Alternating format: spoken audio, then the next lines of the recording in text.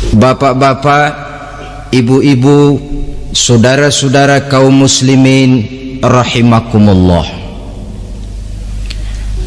Sudah menjadi keyakinan dalam kehidupan kita bahwa segala yang ada permulaannya tentu akan ada penghabisannya. Setiap yang punya awal mesti akan punya akhir. Tidak ada keabadian dalam kehidupan dunia ini. Semuanya datang dan pergi silih berganti, berubah oleh pergeseran masa dan pertukaran waktu. Demikianlah kalau kita mau merenungi kehidupan dari alam di sekitar kita. Sejak dari kehidupan tumbuh-tumbuhan, binatang, sampai kepada kehidupan kita, makhluk bernama manusia. Lihatlah kita manusia misalnya. Dimulai sejak kita terlahir ke alam ini, keluar dari alam rahim ibu, menjadi bayi yang merah tidak berdaya, untuk kemudian berangsur meningkat menjadi anak-anak. Dari kehidupan anak-anak berubah lagi kita menjadi remaja dengan segala keceriaan dan kelincahannya, dan dari masa remaja naik lagi kita memasuki usia dewasa, untuk kemudian berangsur memasuki hari tua. Lalu setelah kita memasuki hari tua, sehari, seminggu, sebulan, setahun, sampailah kita kepada batas waktu yang telah ditentukan oleh Allah, yang dinamakan ajal, dan bertemulah kita dengan yang disebut maut. Ini merupakan kepastian dalam kehidupan. Kalau saja kita mau merenung perubahan-perubahan yang terjadi pada diri kita, seharusnya membuat kita insaf dan sadar. Di kala remaja kita begitu lincah, punya rambut yang hitam ikal berderai, punya lesung di pipit, punya senyum yang indah menawan setiap orang yang melihat, punya kulit yang kencang dan bersih. Manakala kita memasuki hari tua, perubahan frontal pun terjadi.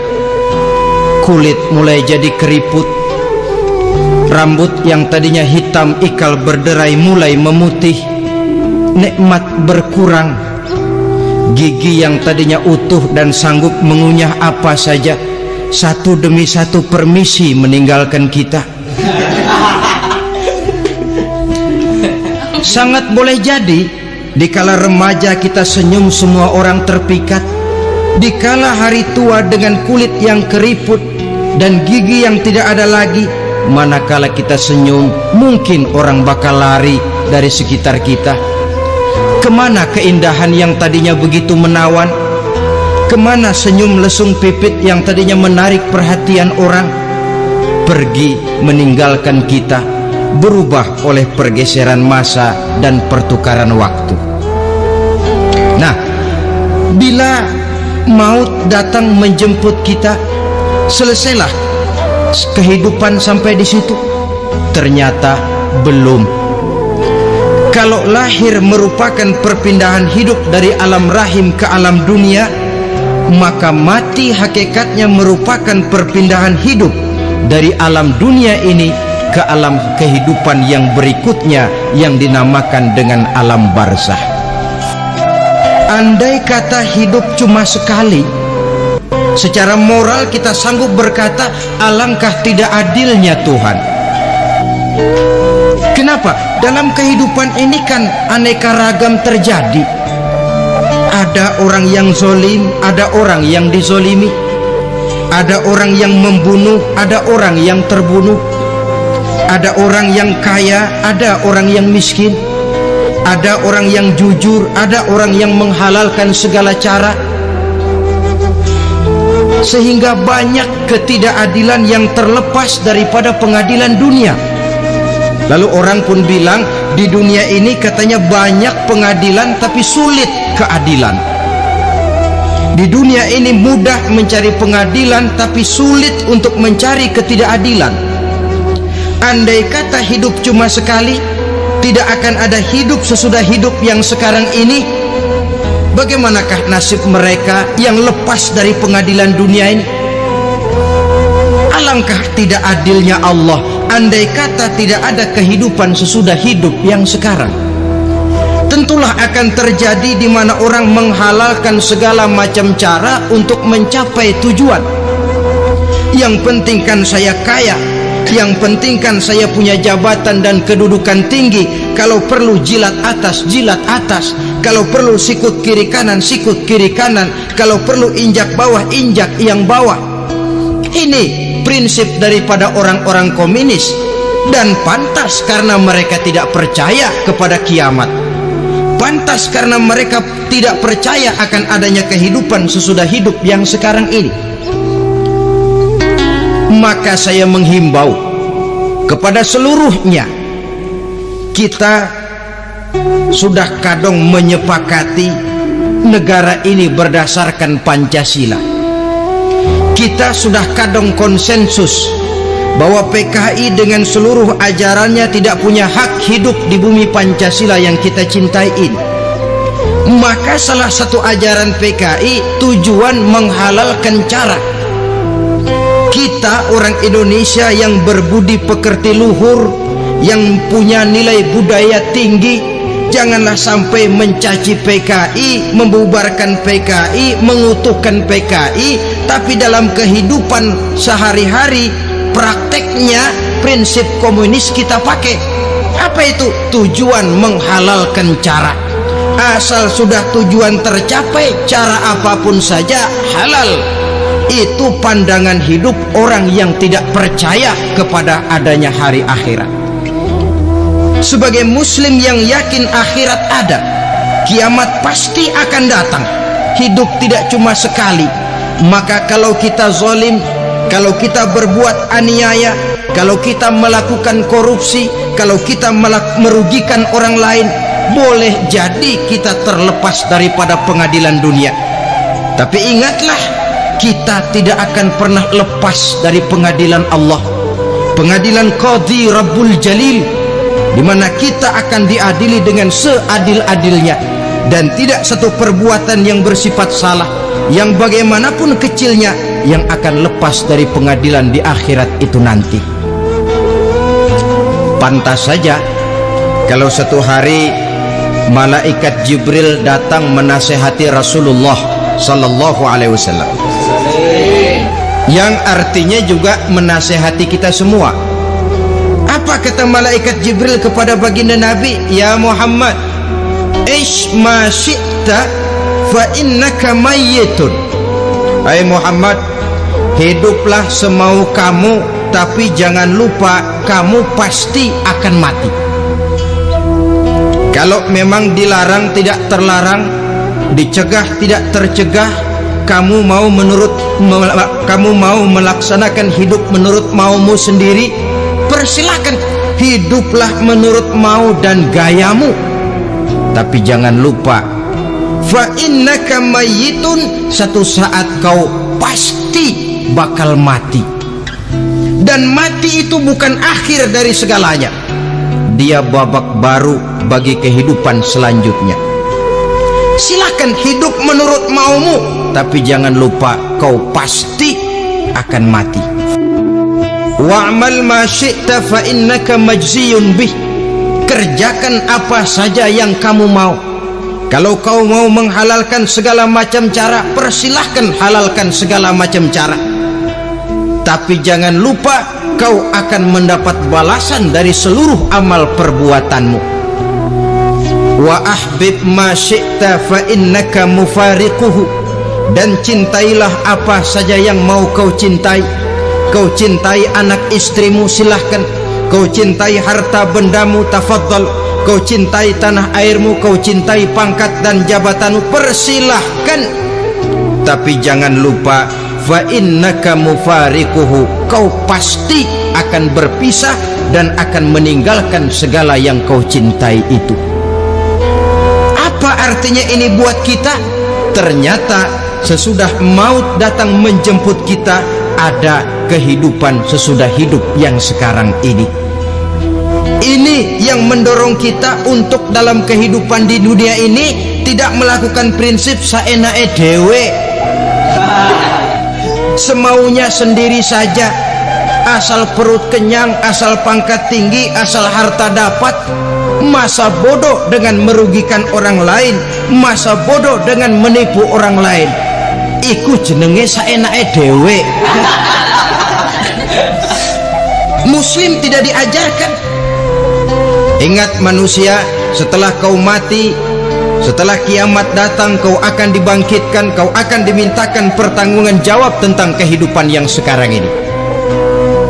Saudara hadirin, oleh sebab itu kalau kita bicara soal kiamat, soal akhirat, ini memang masalah yang gaib, yang sepenuhnya tidak bisa dicernakan dengan kemampuan penalaran intelektual.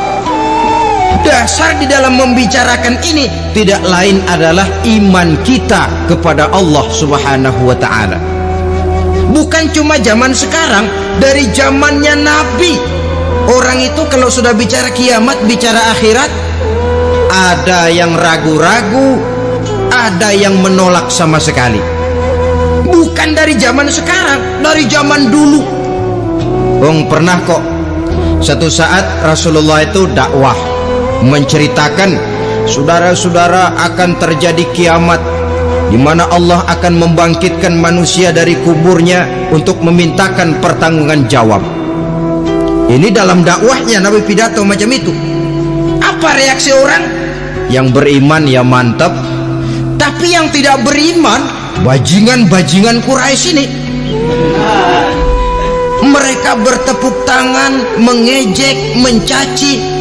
Malahan ini yang luar biasa, ada dua orang kafir namanya Ubay bin Ka'ab dan Al-As bin Wa'il. Mendengar pidato macam ini, mereka buru-buru pulang ke rumah.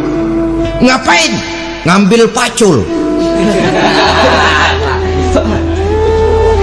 Lalu berangkat nyari kuburan tua. Dia gali itu kuburan, tulang-tulangnya diangkut, dibawa ke depan Nabi. Ya Muhammad, tulang-tulang yang udah hancur begini, siapa yang bisa ngidupin lagi? Yang macam-macam aja kamu Muhammad, nggak rasional, nggak masuk akal. Allah menjawab. Apa kata Allah? وَضَرَبَ لَنَا مَثَلًا وَنَسِيَ خَلْقَهُ قَالَ مَنْ يُحْيِي الْعِظَامَ وَهِيَ رَمِيمٌ قُلْ يُحْيِيهَا الَّذِي أَنْشَأَهَا أَوَّلَ مَرَّةٍ وَهُوَ بِكُلِّ خَلْقٍ عَلِيمٌ. Mereka memberikan perumpamaan kepada kami, kata Allah. Mereka melupakan asal kejadiannya. Mereka bertanya, siapa yang sanggup menghidupkan tulang belulang yang sudah hancur kayak begini? Qul yuhyiha alladhi ansha'aha awwala marrah. Katakan kepada mereka Muhammad, yang akan menghidupkannya adalah Dia yang telah menciptakannya pertama kali dulu. Kalau Dia sanggup menciptakan, Dia tentu lebih sanggup lagi untuk mengembalikan reproduksi ciptaan itu sebagaimana semula. Yang paling kasihan yang ragu-ragu, akhirat itu ada apa enggak sih? Kiamat itu ada apa enggak sih? Lantaran ragu-ragu, terombang-ambing dia antara harapan dan putus asa, antara kenyataan dan idealisme.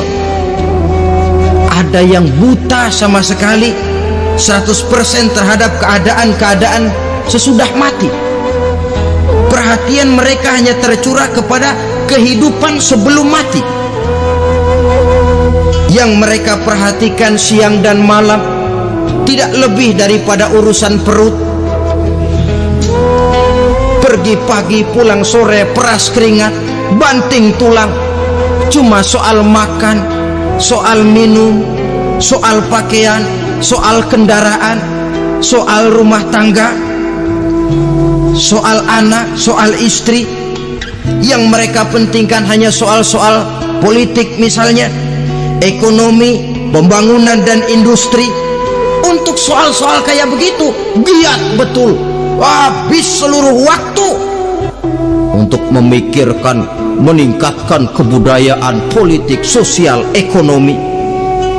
Kadang-kadang kurang tidur, kurang istirahat, berkeliaran ke sana kemari ke tempat yang jauh-jauh, sampai-sampai kadang-kadang terkena stres, penyakit darah tinggi, ginjal, liver, untuk memikirkan hal-hal yang semata-mata karena dunia saja.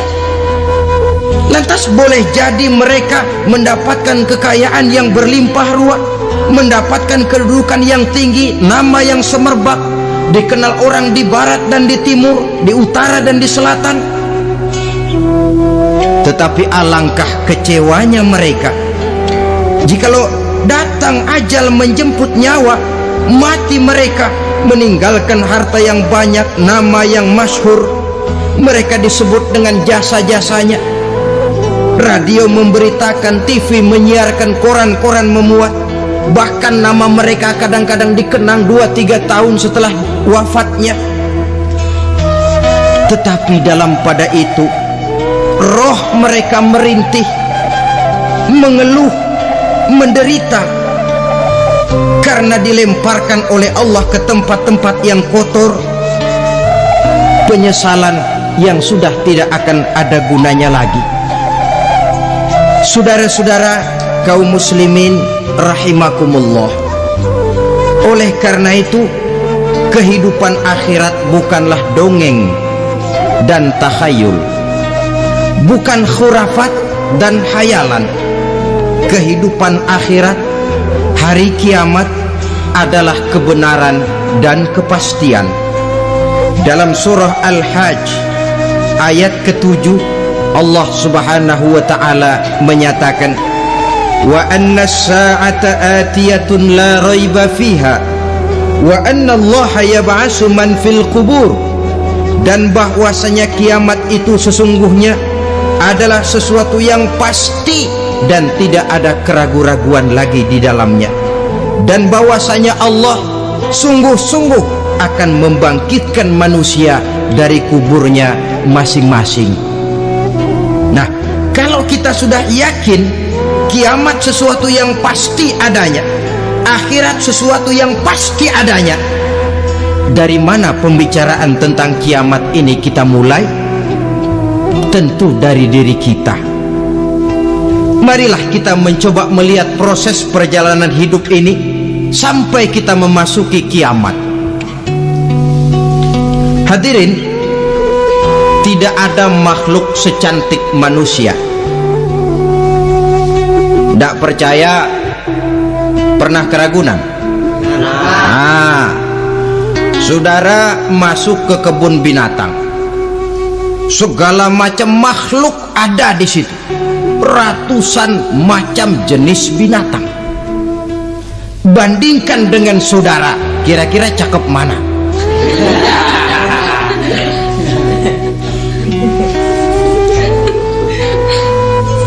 Dari seluruh makhluk yang diciptakan Allah itu, manusia fi ahsani taqwim, dalam bentuk yang paling sempurna, sejak susunan biologis sampai kemampuan berpikir.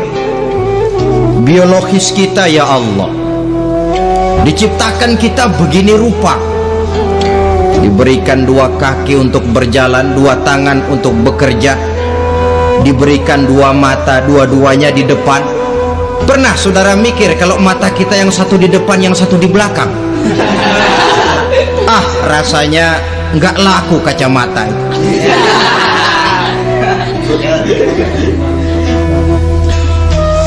Diberikan hidung dengan 2 lubang, tahu betul Allah ke bawah lagi lubangnya. Coba pikir kalau lubang hidung kita menghadap ke atas. Aduh, kalau musim hujan repot jagain hidung. Laqad khalaqnal insana fi ahsani taqwim. Sungguh telah kami ciptakan manusia dalam bentuk kejadian yang paling sempurna ketimbang makhluk-makhluk Allah lainnya. Nah, kesempurnaan manusia ini oleh karena hidupnya terdiri dari dua unsur pokok. Pertama unsur jasmani dan kedua unsur rohani, jasad dan roh. Jasad yang terlihat sekarang ini, potongan saudara yang ngejedok di depan saya ini jasad saudara. Ini yang berasal dari sari pati makanan yang dimakan oleh bapak ibu kita, lalu hasil kerjasama yang baik antara ibu dengan bapak, terwujudlah kita. Kalimat langsungnya, jasad ini berasal dari tanah yang tadi berubah dari bayi, remaja, dewasa, meningkat hari tua. Yang berubah itu jasmani kita. Kenapa? Karena jasmani itu materi, benda, daya tahannya terbatas. Dia berubah oleh pergeseran masa dan pertukaran waktu. Apa ada orang makin tua makin cakep? Jasmani oleh karena dia materi, dia berubah oleh pergeseran masa dan pertukaran waktu. Nah, yang menyebabkan jasmani itu bergerak karena ada roh di dalamnya. Ini yang menyebabkan kehidupan. Ini yang menjadi sumber kehidupan, pusat kesadaran dan pengertian dalam kehidupan manusia. Tanpa roh dalam diri kita, maka jasad kita. Pernah lihat orang mati? Nah, itu kalau orang mati, coba perhatikan. Apanya yang kurang? Kupingnya masih ada, tapi sudah tidak sanggup mendengar. Matanya masih lengkap, tapi tidak mampu melihat. Jangankan melihat, terbuka saja tidak. Mulutnya masih ada, tapi sudah tidak bicara lagi. Telinganya cukup, tapi sudah tidak sanggup mendengar. Kakinya lengkap, tapi tidak mampu lagi berjalan. Apa penyebabnya itu? Ternyata jasmani kita, jasad ini, manakala sudah ditinggalkan oleh roh, dia tidak akan bisa berdaya apa-apa, tidak mampu berjalan, tidak pula berbuat, tidak pula bekerja apapun saja. Saudara-saudara, dua-duanya punya kebutuhan. Jasmani ada kebutuhannya, rohani pun ada kebutuhannya. Jasmani yang jelas perlu makan, perlu minum, perlu tidur, perlu pakaian dan sebagainya. Nah, apabila saat berpisah datang, ajal sampai, berpisahlah roh dan jasad, dan itulah yang dinamakan dengan maut. Jadi apa sih mati itu? Mati adalah berpisahnya roh dengan jasad. Sebab itu Islam sangat menganjurkan kita untuk banyak-banyak mengingat mati. Bagaimana caranya mengingat mati? Pertama, mati itu kan pasti. Kira-kira yang hadir di sini ada yang nggak mati nggak kira-kira? Semuanya bakal mati kan? Berani? Berani. Sekarang mau? Saudara, sebenarnya kalau kita merenung lebih jauh, orang itu tidak perlu takut mati, walaupun tidak boleh terlalu berani menghadapi mati. Karena bagaimanapun takutnya kita kepada mati, toh dia pasti datang. Bagaimanapun beraninya kita mati, kalau belum ajal ya tidak mati juga. Jadi muslim itu kan harus berani menghadapi hidup dan tidak takut menghadapi mati. Mati adalah sesuatu yang pasti. Muslim dianjurkan banyak-banyak mengingat mati dalam kehidupan. Caranya bagaimana? Pertama, berziarah, nengokin teman yang sakit. Ya, suka nengokin temen yang sakit nggak? Oh, itu pahalanya kata Nabi. Menengok orang yang sedang sakit lebih afdol daripada sholat sunnah 1000 rakaat. Apa pernah saudara sembahyang sunnah sampai 1000 rakaat? Nengokin orang sakit pahalanya lebih afdol daripada itu. Kenapa menengoki orang sakit mengingatkan kita kepada mati? Iya ya, ini teman saya yang kemarin segar banget, bercanda sama saya, ketawa sama-sama, sekarang terbaring tidak berdaya, hilang kemampuannya, hilang keceriaannya, sakit. Iya kalau sembuh, kalau ajar. Iya sekarang giliran dia kalau jatuh ke saya. Lalu menghibur teman dengan kata-kata yang enak yang akan mendatangkan sugesti supaya dia cepat sembuh. Jangan nengokin orang sakit jujur. Sakit apa lo? Perut. Emang teman gua kemarin sakit begini mati. Wah, itu orang bisa jadi shock lantaran etika kita tidak akan sampai ke sana. Menjenguk orang sakit akan mengingatkan kita kepada mati. Apalagi ziarah kubur. Ada yang orang tuanya sudah meninggal? Nah, kalau ada, ya tidak bisa tiap hari, sekurang-kurangnya seminggu sekali. Jumat pagi misalnya ziarah kita ke kubur. Sehingga kalau kita masuk kubur kan ada etikanya. Assalamualaikum ya ahlal kubur wa inna insyaallahu bikum lahikun. Hai penduduk kubur, keselamatan bagi kamu dan kami yang masih hidup sekarang ini insyaallah pasti bakal nyusul kamu. Iya, yang kemarin gagah benar sekarang terbaring tanpa daya. Ini unggukan kuburannya. Yang kemarin ada sekarang sudah tidak ada. Kemana dia? Kami satu saat pasti akan begini. Ingat mati. Lalu apalagi yang bisa membuat kita ingat kepada mati? Mengawal jenazah. Bukankah sangat dianjurkan oleh agama?